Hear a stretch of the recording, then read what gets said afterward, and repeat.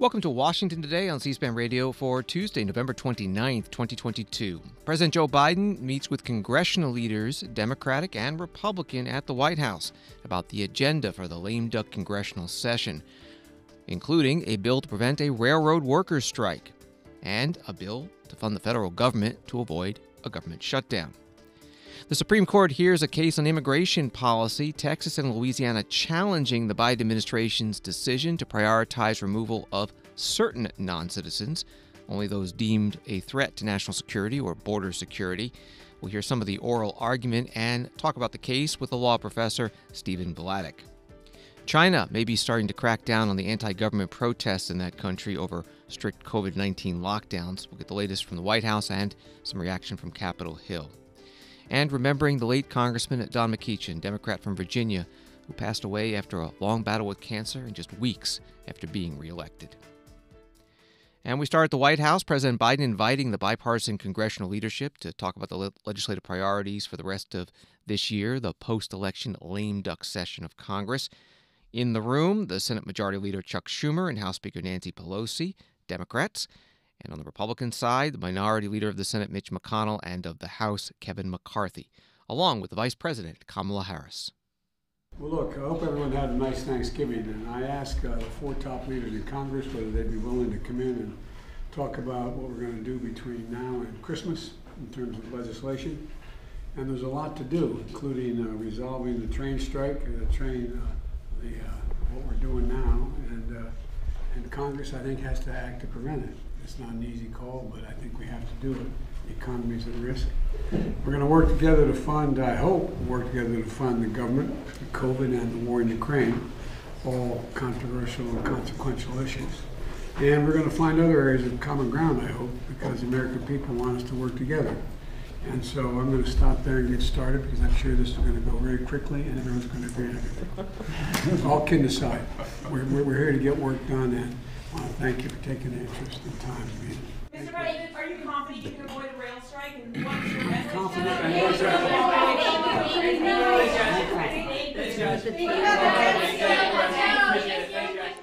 President Biden at the start of today's meeting with the bipartisan congressional leadership. They were in the White House Roosevelt Room.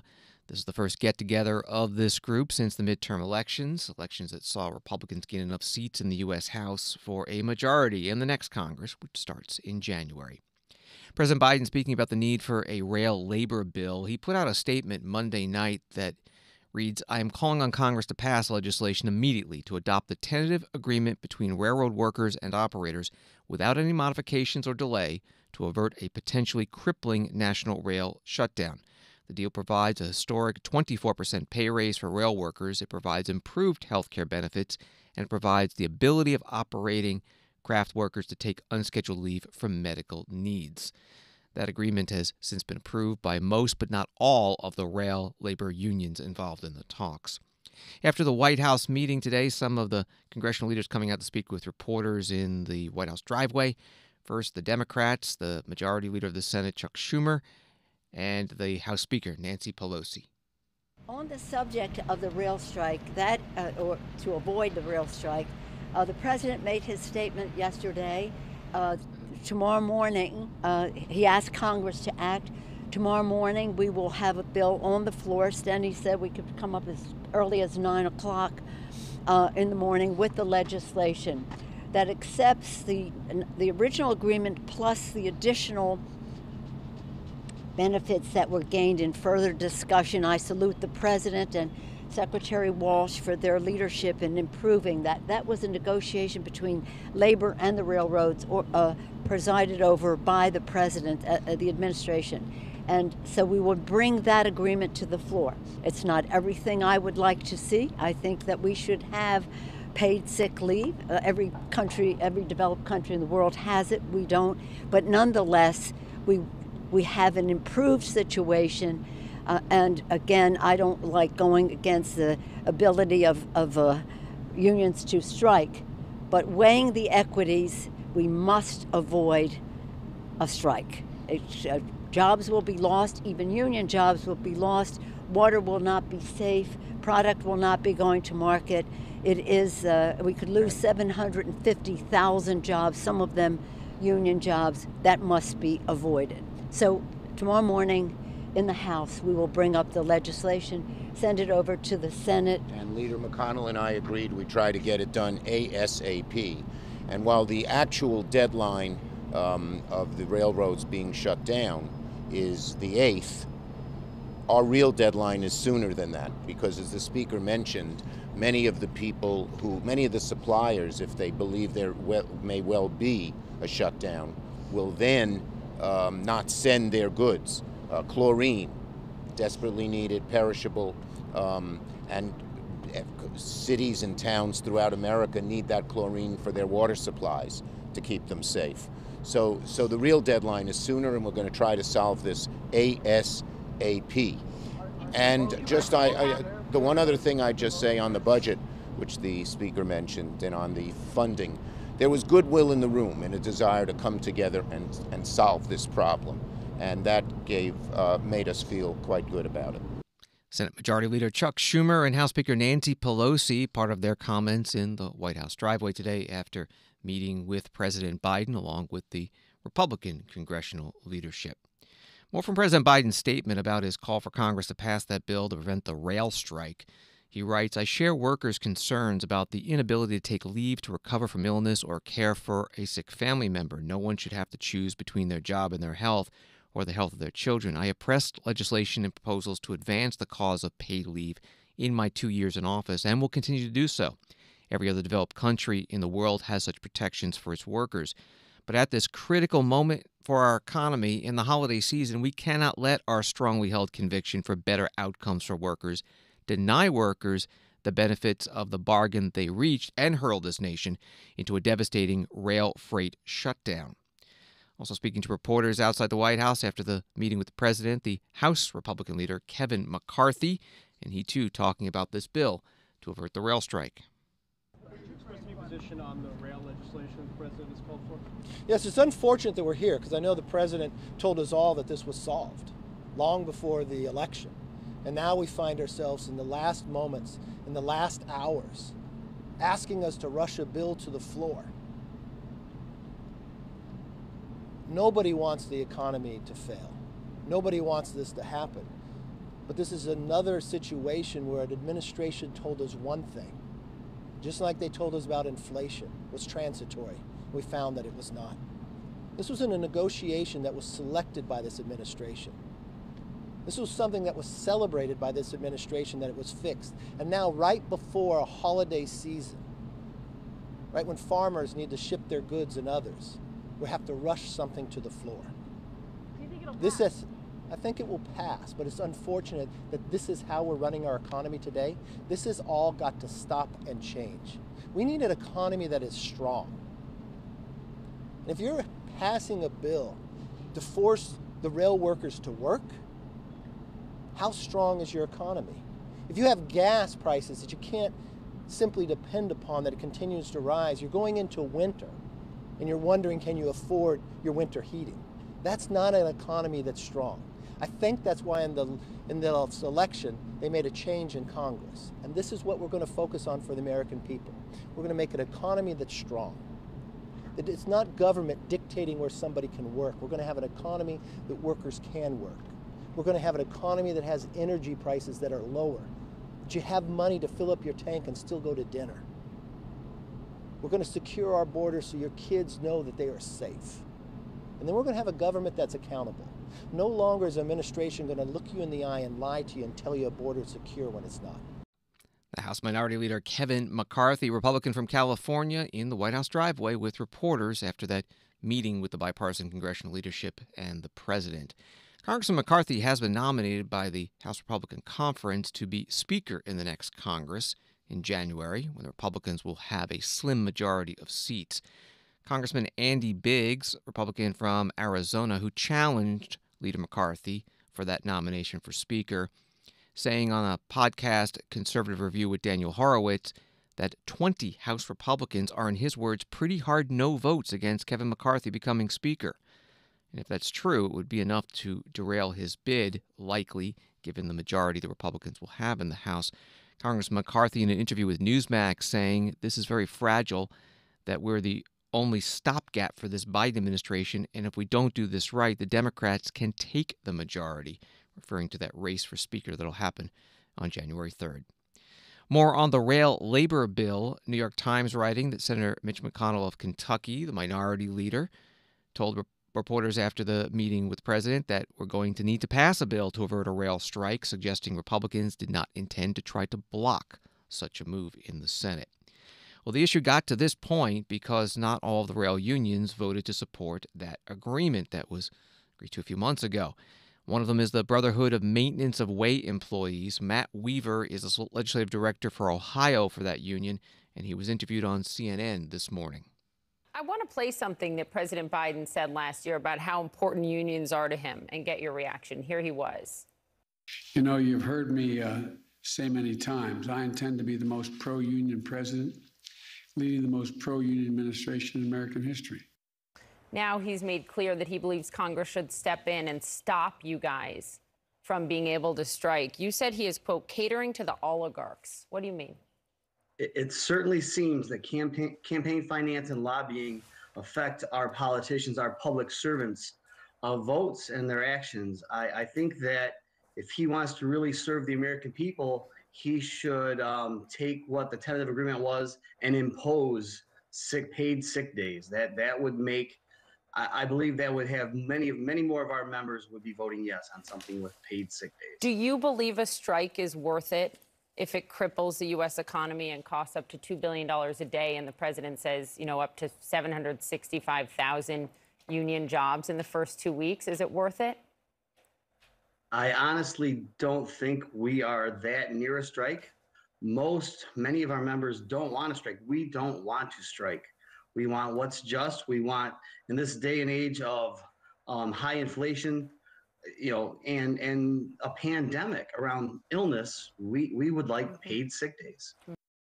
Matt Weaver is the legislative director for Ohio for the Brotherhood of Maintenance of Way Employees, interviewed on CNN this morning. The last time U.S. railroads went on strike was in 1992, and that lasted 2 days before Congress intervened to stop it.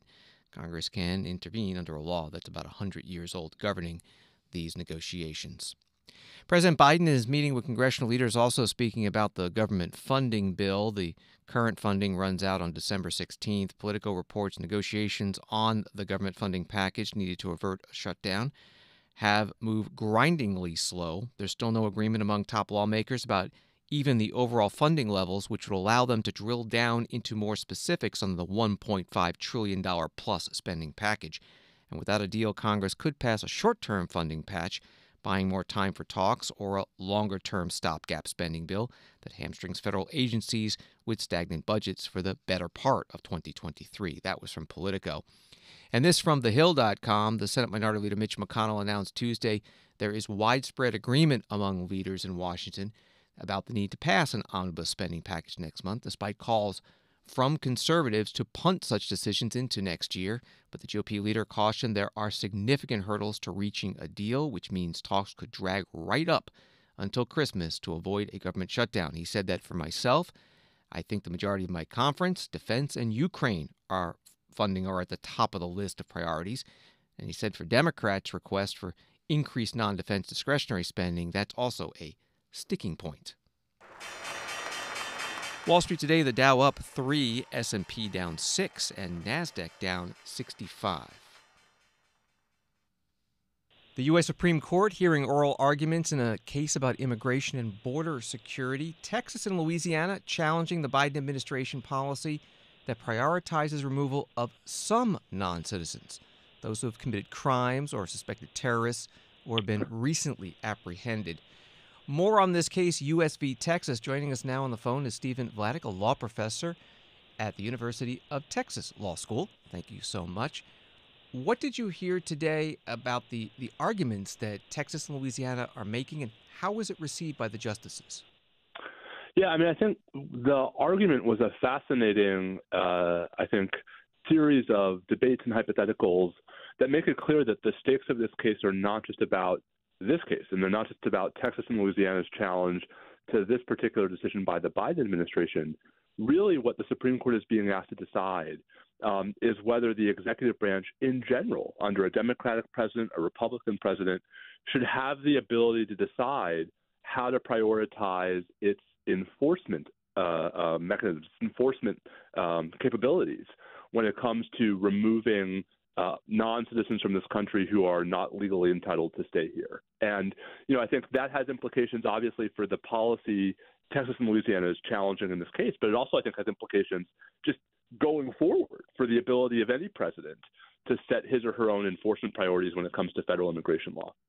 So there was the issue of standing right off the bat, whether this suit can be brought. What were the arguments there?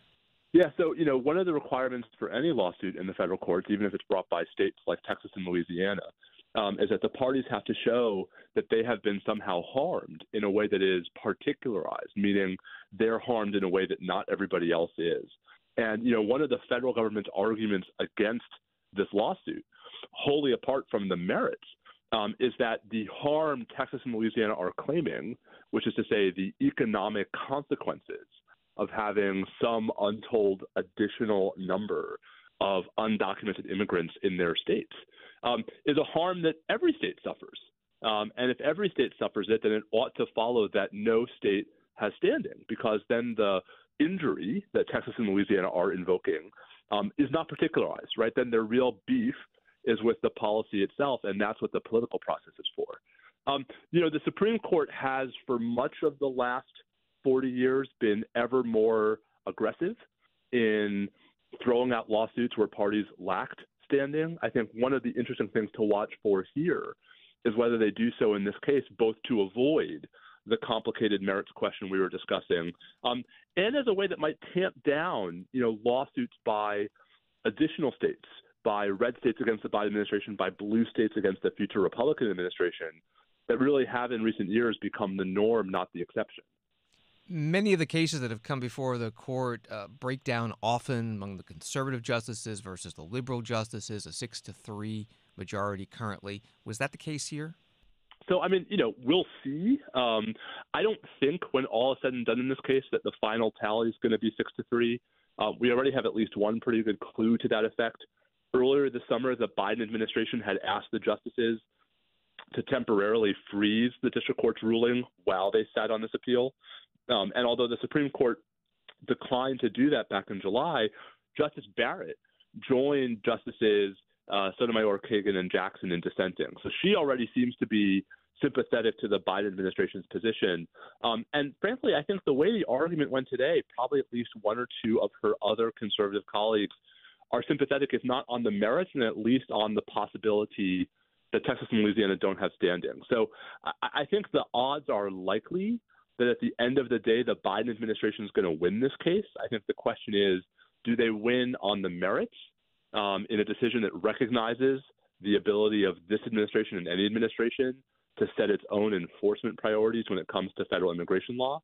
Or do they win on the procedural point that, Texas can't really show a sufficiently particularized injury to meet the requirement for standing? I think that's what we're going to have to watch for when we get a decision sometime next year.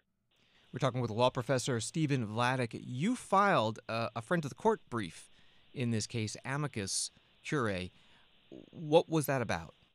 Yeah, so we had filed a brief together with the National Immigration Law Center, sort of less about the merits of the case and more about some of the procedural machinations Texas has pursued in this case and others.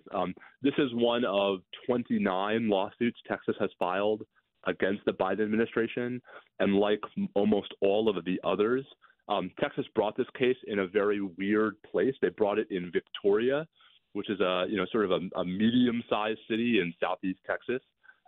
They did that for a reason. They did that because under these quirky procedural rules in Texas, by filing in Victoria as opposed to Austin or Houston or El Paso, Texas was able to basically hand-pick the district judge to hear the case, Trump-appointed Judge Drew Tipton. And so we wrote a brief basically to sort of bring that practice to the court's attention. I don't know that the justices sort of follow those kinds of developments on such a retail basis, but also to argue that it reinforces, the standing question that we've been discussing. It reinforces this question of how Texas is somehow harmed if all it's really doing is suing where it can find a good district judge, as opposed to suing in a place where it has suffered the kind of particularized injury that is historically the basis for these kinds of lawsuits. So, it wasn't a brief that was meant to sort of sway the outcome in the case so much as it was to educate the justices as to how this kind of litigation, where states, and state attorneys general deputize themselves as basically the principal opponent of the incumbent president, has really become the norm in recent years, and how one of the ways to rein that in would be to, put some teeth back into ordinary standing rules, to say, like, hey, states, before you can sue the federal government, you have to show that, like, you have somehow been injured in a way that sets you apart from every other state in the union. Stephen Vladeck is a law professor at the University of Texas Law School. On Twitter, he's at Steve_Vladeck. Thank you very much. Thank you. And now some of the oral argument in this Supreme Court case heard today, U.S. v. Texas. Here's Chief Justice John Roberts questioning U.S. Solicitor General Elizabeth Prelogar.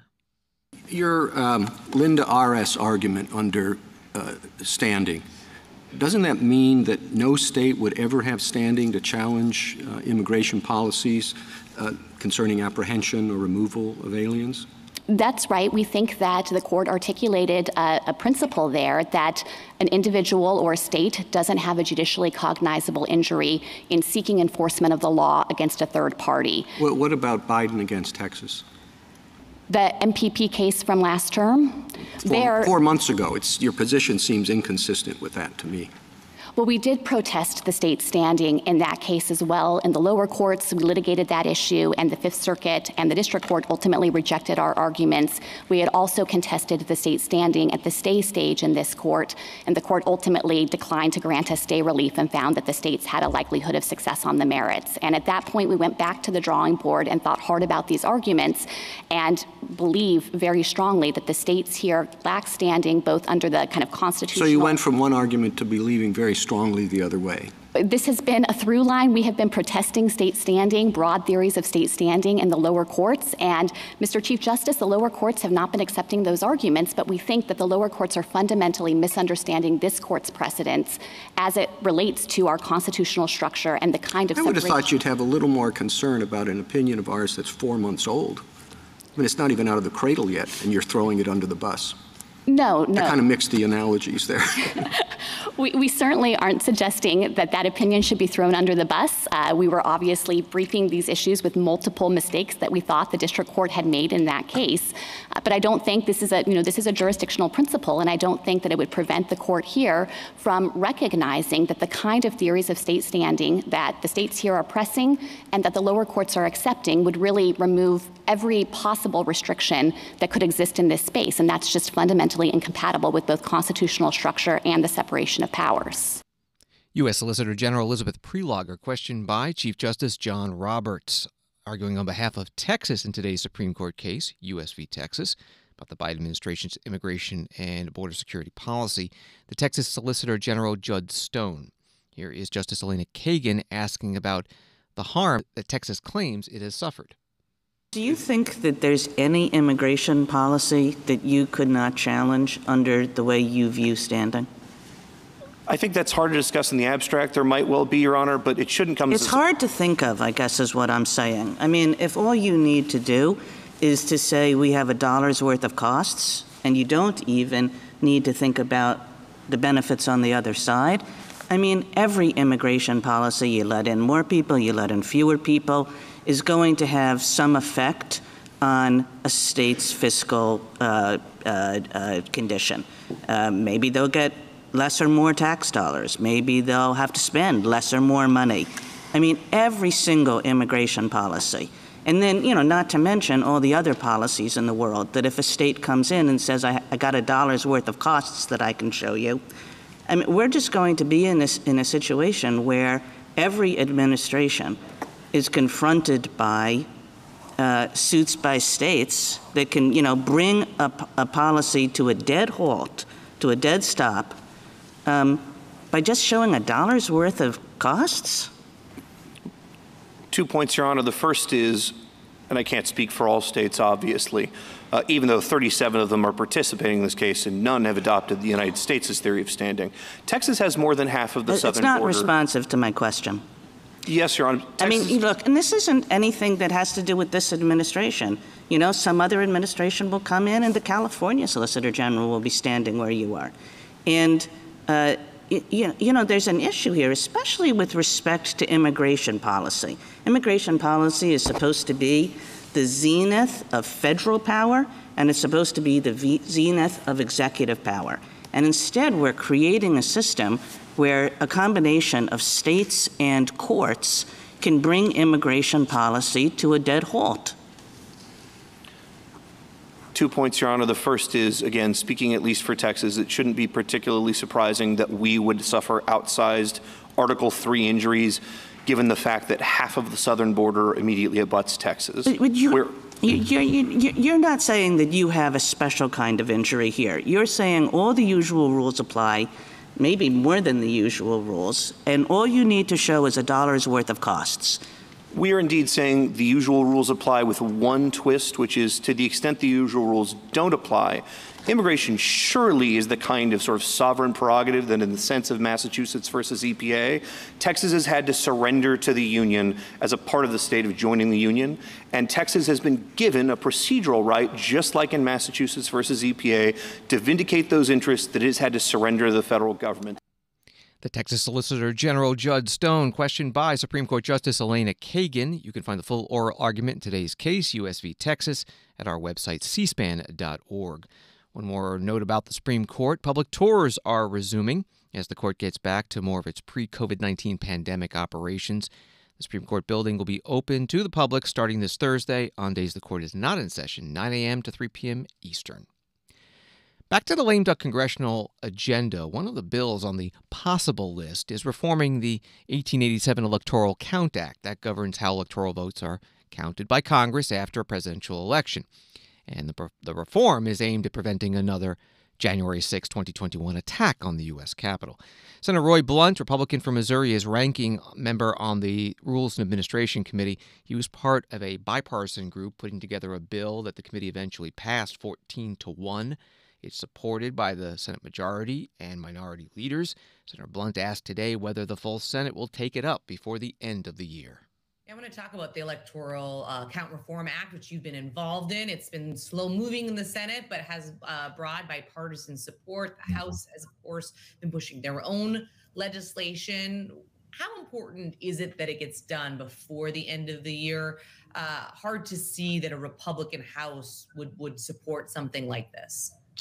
Well, I do think it needs to get done before the end of the year. I'm sorry that it's that we're this far into the year without getting it done, but the long process did produce a pretty dramatic bipartisan consensus on the things that need to be done to make that 1888 law work better, one of which would just be to take more than one member of the House and one member of the Senate to totally take the whole process back in from the joint session into two separate meetings to slow that down in ways that really didn't produce any questions about the election itself, but produced a lot of questions about how much power the Congress had to reverse the results that the states had certified. I think 37 co-sponsors in the Senate, both the minority and the majority leader are co-sponsors.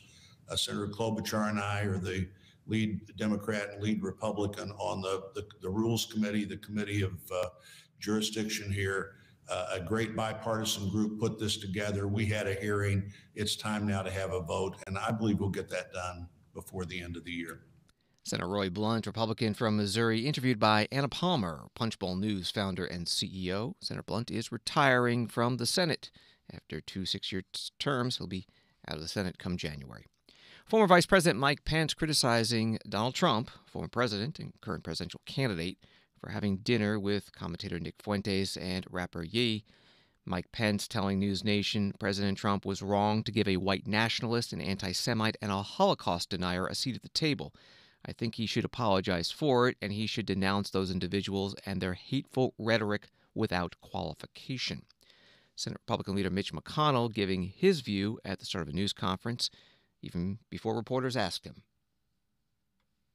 First, let me just say that there is no room in the Republican Party for anti-Semitism or white supremacy.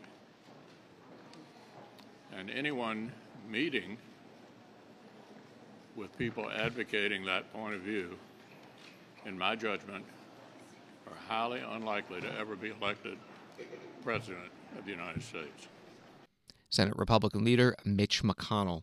The House Republican leader Kevin McCarthy asked about this by reporters outside the White House. What about the railroad? No, I don't think anybody should be spending any time with Nick Fuentes. He has no place in this Republican Party. I think President Trump came out 4 times and condemned him and didn't know who he was. Well, he just said he didn't know who he was. He didn't condemn him or his ideology. Well, I condemn his ideology. It has no place in society. What is your take at all? And what about the former president for deciding to have that dinner? And the president didn't know who he was. And the president has given up. You know what? He's been. So he knew who Conde West is. He didn't know who Fuentes is. That's the House Republican leader Kevin McCarthy with reporters outside the White House. Associated Press reporting tonight that a federal jury in Washington found Oath Keepers founder Stuart Rhodes and Kelly Meggs, another member of the far-right organization, guilty of seditious conspiracy in connection with the January 6th attack on the U.S. Capitol. The seditious conspiracy case is the most serious to grow out of the Justice Department's sprawling investigation into the U.S. Capitol attack. The trial lasted for nearly 2 months. Washington Today continues in a moment. Here are some of the live programs on Wednesday on C-SPAN Radio. At 10 a.m. Eastern, transportation and construction industry executives testify before the Senate Environment and Public Works Committee about infrastructure investment and the private sector. And live at 2:30 p.m. Eastern Time, nominee for U.S. Ambassador to Russia, Lynn Tracy, appears before the Senate Foreign Relations Committee. She is currently U.S. Ambassador to Armenia. Listen live Wednesday on C-SPAN Radio, on the C-SPAN Now app, and on your smart device. Say play C-SPAN Radio.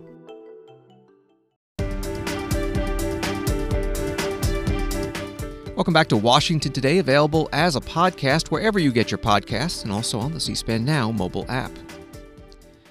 This from CNN. China's vast security apparatus has moved swiftly to smother mass protests that swept the country, with police patrolling streets, checking cell phones, and even calling some demonstrators to warn them against a repeat.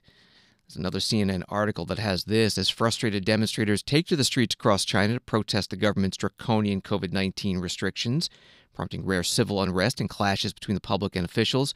Biden White House is choosing its words carefully and deliberately. Top U.S. officials who have been closely monitoring the unrest in China have made 2 things clear in the past few days: that the Biden administration supports any people's right to peacefully protest, and that it simply does not see China's so-called zero-COVID policy as a sound approach.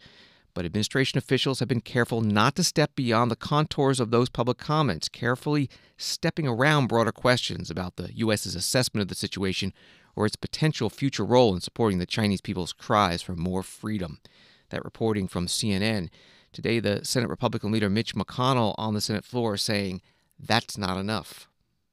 Across China's major cities, residents are taking to the streets and speaking out. Local, civil protests are not uncommon in China, but these protests appear to have a different character, more widespread, more bold and brave, more fed up. Unsurprisingly, demonstrators have received harsh treatment from the authorities, who've reportedly beaten protesters and detained a foreign journalist covering the events. The state media keeps parroting propaganda, but video evidence of the protests and the heavy-handed response is getting through the CCP's great firewall, and thus far the people have not backed down. Now, you hear some people suggesting that if a clumsy authoritarian nation is facing such troubles at home, it must pose less of an international threat than we had thought. But this is precisely wrong. Vladimir Putin's previous aggressions against Georgia and Ukraine, its operations in Chechnya and Syria, and now this latest brutal war show exactly how even clumsy and dysfunctional regimes can inflict a terrible toll on free nations and free peoples. Iran, North Korea, and Syria have spent decades proving the very same thing. Of course, China isn't declining. It's continuing to expand and modernize its military power.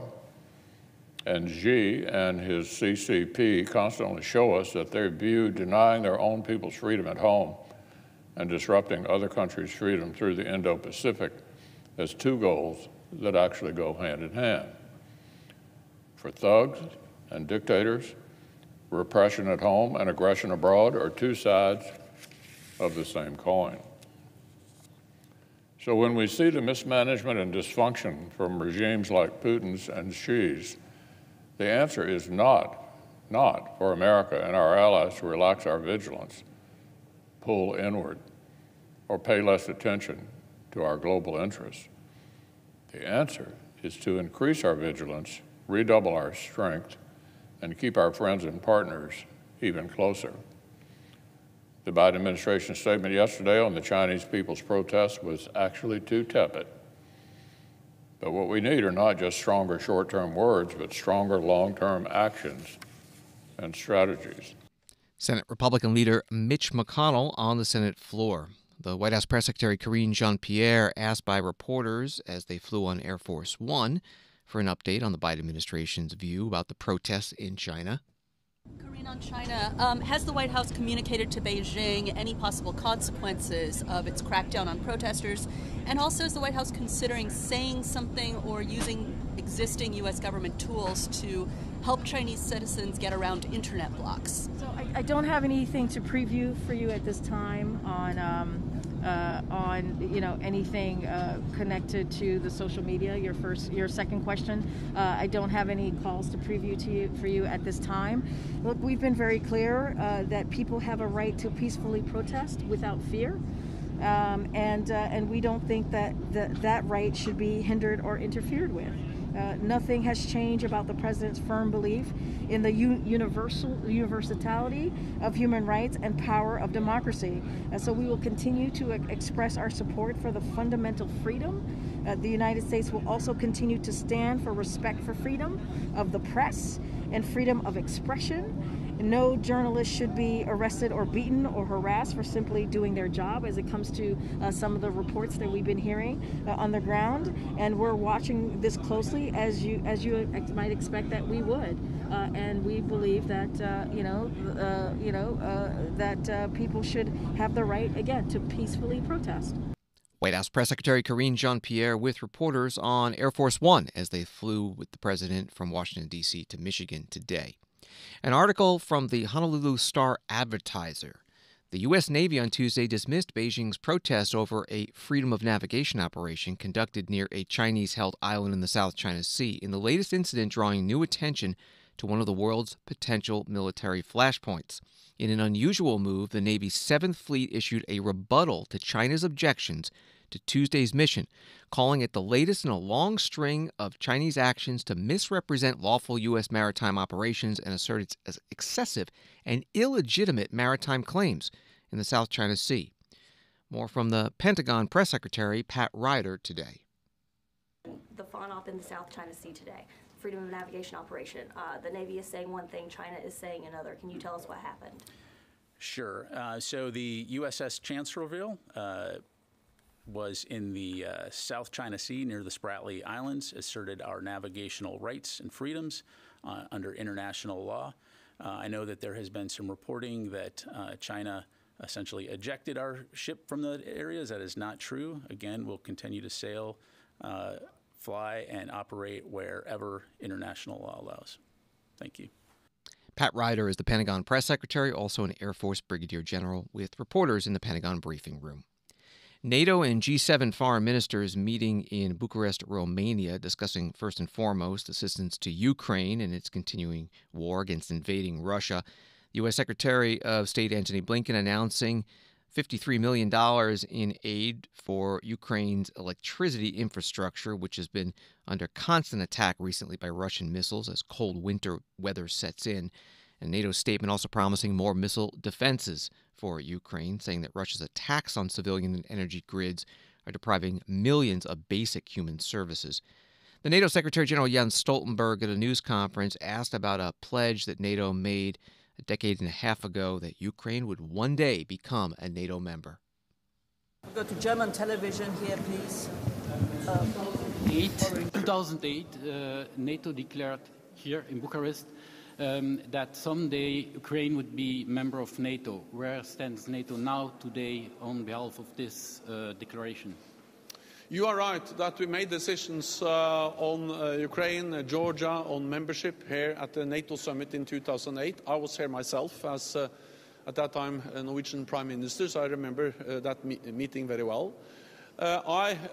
First of all, I welcome that since then we have strengthened significantly our partnership with Georgia and with Ukraine, something that has not least been demonstrated since 2014 when Russia annexed Crimea, and since then NATO allies have delivered a lot of support to Ukraine, and therefore also the Ukrainian armed forces were much stronger, much better equipped, much better led, and much bigger than they were in 2014, and that's very much because of the support they have received from NATO allies over these years, and we were prepared when the invasion happened in February, and then allies stepped up further now with unprecedented level of support to Ukraine.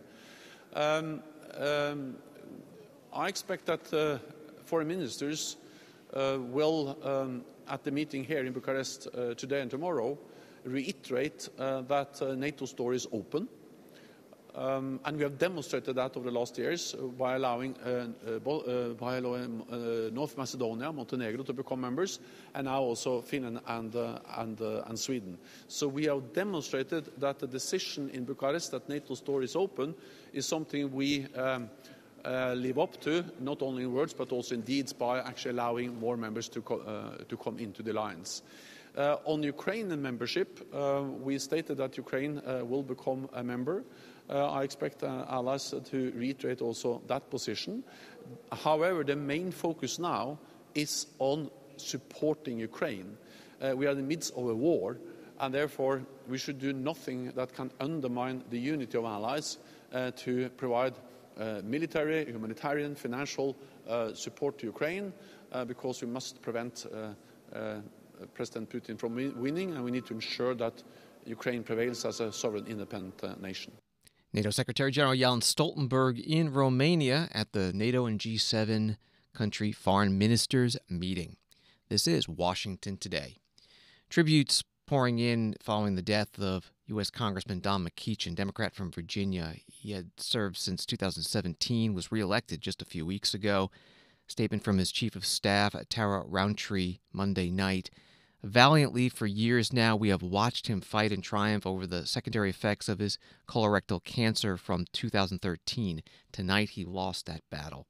On the House floor today, this from Congressman Raul Grijalva, Democrat from Arizona, chair of the Natural Resources Committee.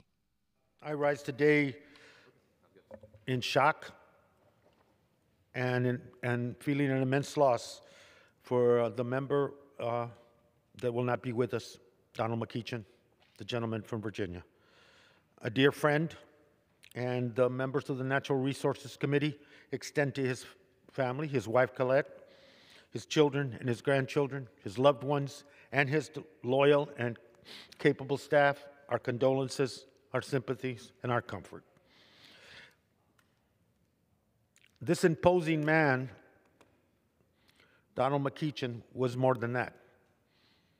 His strength came from his heart, his faith, his empathy and compassion for other people, and this journey that I had the pleasure and privilege to work with for over 3 years to develop legislation that would assure every American had clean air, clean water, and a clean environment. That piece of legislation is historic, and it is the creation of great work on the part of Donald McEachin. It is his legacy that I hope we address, but it is also his character, his strength, as he guided me and other members through a process that's sometimes difficult, sometimes contentious, but a process that at the end of the day has produced something that'll be part of the legacy of a man that served his community, served his country, served his family, and gave honor to all of us. A deep loss, an immense loss, and one that I share with everyone. Congressman Raul Grijalva, Democrat from Arizona, on the House floor today. Congressman Morgan Griffith, Republican from Don McEachin's home state of Virginia, tweeting, "I am deeply saddened by the passing of my friend, Congressman Don McEachin. I had the pleasure of serving with Don in the Virginia House of Delegates and in the United States Congress, where we worked together on the Energy and Commerce Committee. He was an honorable and passionate statesman and colleague. I offer my condolences to his family, staff, and constituents." C-SPAN interviewed Congressman McEachin in the spring of 2017, right after he was first elected to Congress. He said at that time environmental issues were his passion. What are you doing here in Washington on the environment? Well, actually, today we're going to announce the creation of a task force to deal with climate and environmental justice. Along with two of my freshman colleagues, we're going to chair that task force. We join SEEK today, which is another group of mostly Democrats who are concerned about the environment. You know, I believe that the environment is the most important issue of the 21st century, because if we get it right, and we have to get it right, we'll control our climate, we'll push back against climate change. It's about jobs. In my district, I've got a lot of military bases that are threatened by rising sea levels. And also, you talk about manufacturing jobs, we need to be building solar panels, we need to be building wind turbines, and all that can happen if we get this green economy right. Where does your interest in the environment come from? Well, interestingly enough, while I am a trial lawyer by training and vocation, in 2005 I went to seminary at Virginia Union University in Richmond, and there I came across this notion of creation care and how we're meant to be stewards of this earth, and that in dominion in that sense, in the sense of stewardship, is how we're supposed to treat our earth. And that has been such an eye-opening experience for me, and it really resonated with my spirit. So it's from that place that I comes from a place of faith. Yes. Congressman Don McEachin, Democrat from Virginia, in 2017, right after he was first elected. He passed away Monday night at the age of 61. Under Virginia state law, the governor calls a special election to fill the vacancy when a member of the House of Representatives dies or resigns. Governor Glenn Youngkin saying that, praising Congressman McEachin as an extraordinary public servant, saying it's too soon to announce when that would be. On Capitol Hill tonight, the 58th annual lighting of the U.S. Capitol Christmas tree, also called the People's Tree. It's on the west front lawn of the Capitol. This year's tree is a red spruce, 78 feet, from Pisgah National Forest in North Carolina, nicknamed Ruby, and some entertainment to begin.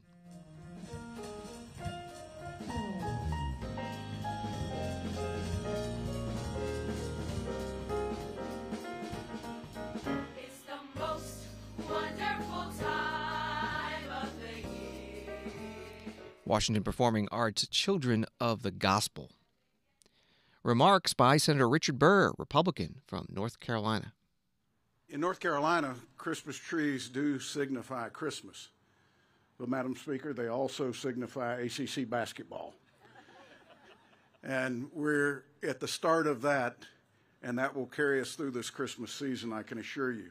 I'm honored to be here tonight as part of this year's festivities at our nation's capital. I want to thank the Forest Service and the many people involved with the hard work to make this happen.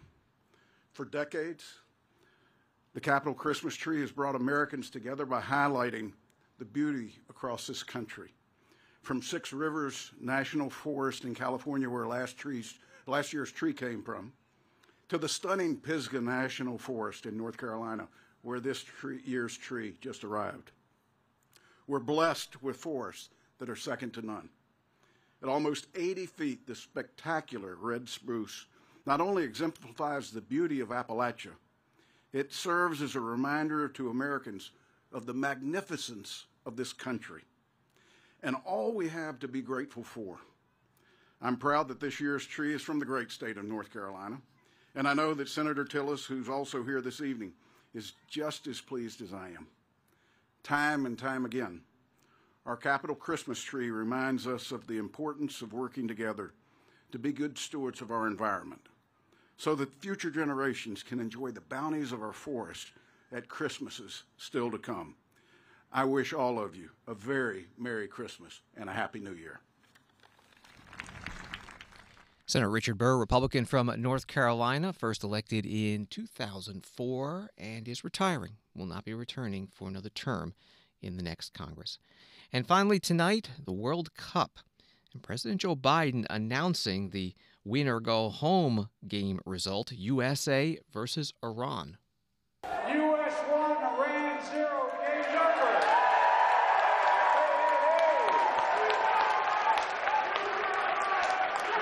over. USA, USA. That's a big game, man. When I spoke to the coach and the players, I said, you can do this. They went, they did it. God love them. Anyway, just thought you might want to hear. President Joe Biden at an event in Michigan when the game between USA and Iran, the men's soccer or football team coming out victorious in the World Cup, moving on to the knockout round. Thanks for listening to Washington Today. Get more of the stories Washington is talking about by subscribing to C-SPAN's evening newsletter, Word for Word. You can sign up at c-span.org/connect. Have a good night.